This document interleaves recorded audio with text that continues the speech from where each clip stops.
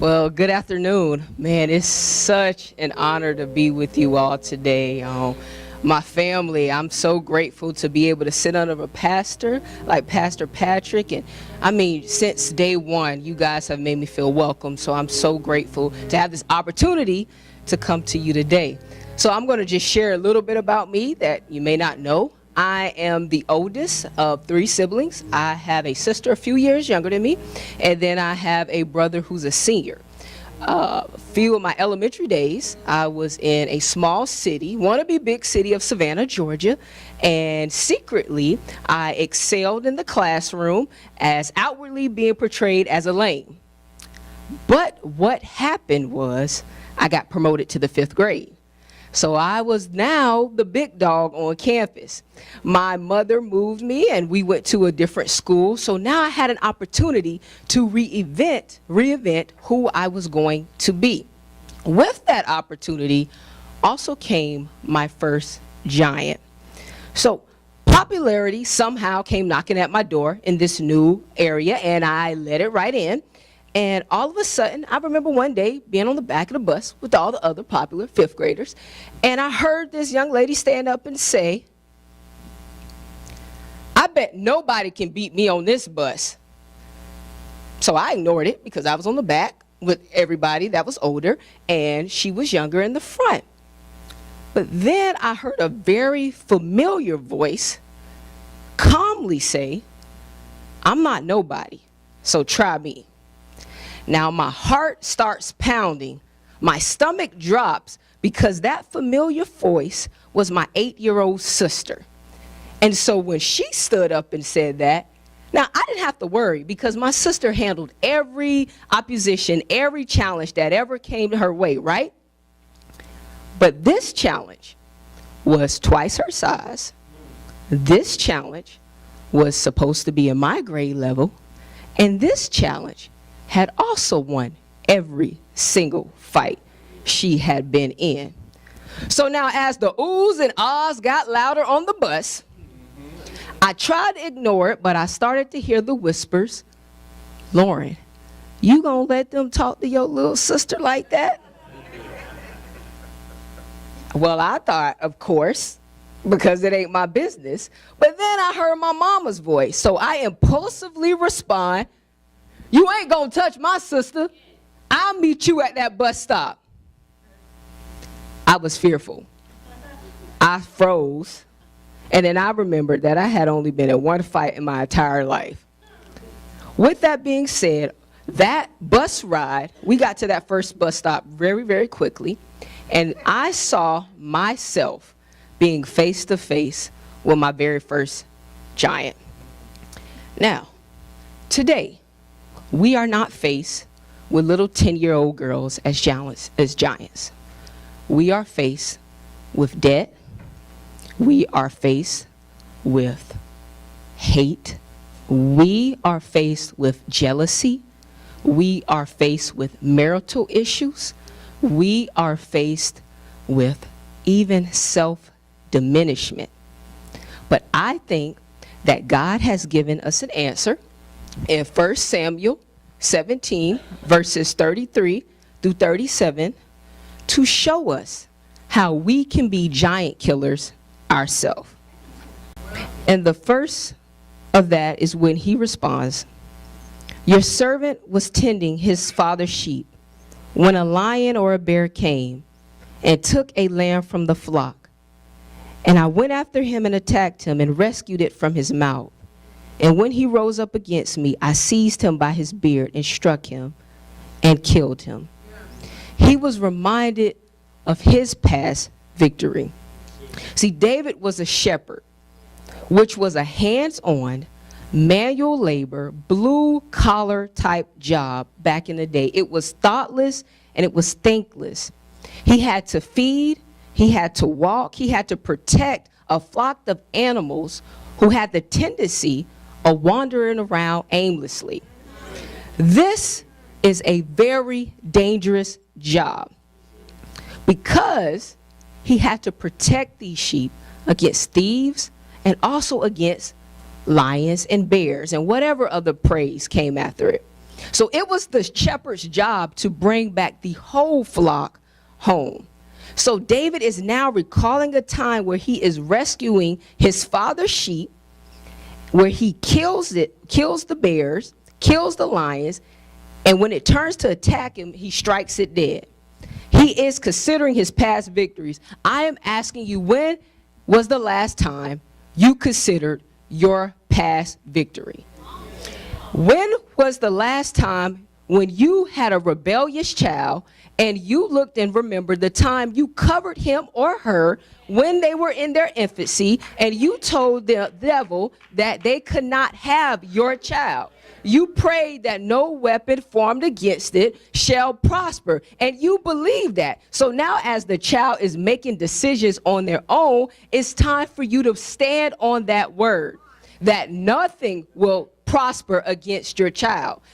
That victory should give you the endurance and remind you of what you're capable of doing now. So when the Satan starts to accuse you of being a horrible parent, guess what you can do? You can finish the verse.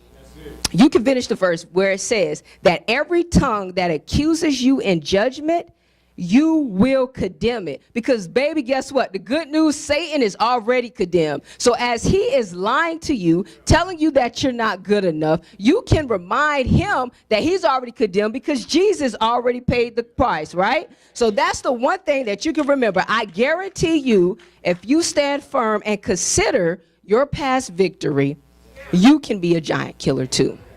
All right? So what if you believe you don't have no past victories, right? Well, I would submit to you that that's incorrect because you're here today. But let's just say you don't consider it a win. Well, how about this? How about being candid about your current situation? I think that could probably help you kill the giant. In verse 36, David says, your servant has killed both the lion and bear, and this uncircumcised Philistine will be like one of them, since he has taunted the armies of the living God. See, David did not downplay his triumph over the lion and the bear. But what is more interesting is he is candid and frank about the description of Goliath as the uncircumcised Philistine or unclean Philistine. Talk about a lack of PC, okay? See, the Philistine nation has made frequent invasions against the Hebrews. They have been very hostile toward God's chosen people. And I read somewhere before that they were known for their innovative use of iron, and that even in 1 Samuel 13, the Israelites had to go to them to have their weapons repaired. So what does it look like? You have to go to your enemy to get them to fix your weaponry, right? No wonder why there was fear that was ignited into Saul, into the Israelites' heart. They saw Goliath's stature, his outer appearance, and his reputation. But David saw him for what he was really standing for, an uncircumcised Philistine. See, David more accurately described him. The special meaning of circumcision can be seen in Genesis 17. God changes Abram's name, promises to make him a father of the nations, and establishes an everlasting covenant between he, Abraham, and Abraham's offspring. Circumcision is a permanent sign and a reminder to the people of Israel that God has chosen to create a covenant with them. So with all that history, I hear David saying, yes, he's a soldier. Yes, he's older and skillful. Yes, he's well equipped. However, he is not in relationship with our mighty God. He was candid about calling Goliath exactly what it was. I'm gonna put a plug here. Pastor talked about speaking truth and in wisdom. So let's talk about this thing called sexual liberation for a moment. This is a huge giant nowadays, right? It's actually being glorified today. This is a time, I remember a time where You had to watch certain things after midnight on BET and HBO that right now, when my grandma see it, she's pretty embarrassed about these things. And it's not just the young folk. We just had a lecture that STD rates have been on a rise in nursing homes, okay? So this thought process of having fun and being free is very real.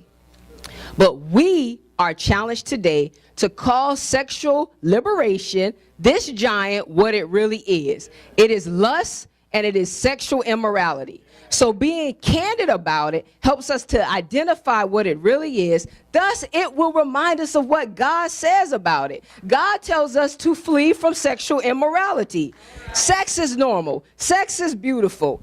At the end of the day, my conviction is that it's reserved for y'all married folk, okay? So call the giant exactly what it is. It is sexual temptation. Therefore, we are also reminded that no temptation has overtaken us that is not uncommon to man, all right? God is faithful. He will not let you be tempted beyond your ability.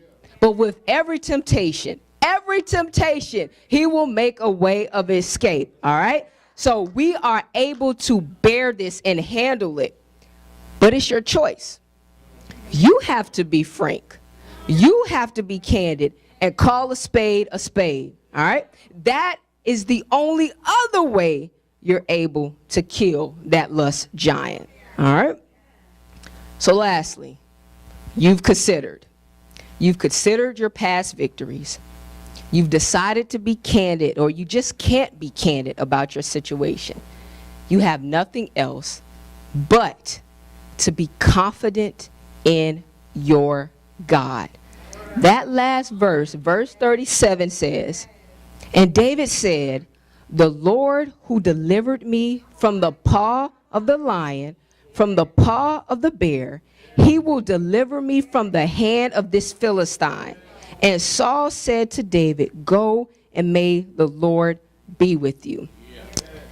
It is just his conviction that God saved his life in the face of the lion and the bear, that he will also save his life in the face of this giant. Now, the confidence is not in his skill set. The confidence is not even in the fact that he was anointed as the king several chapters ago. The confidence is all in the covenant that was established by God.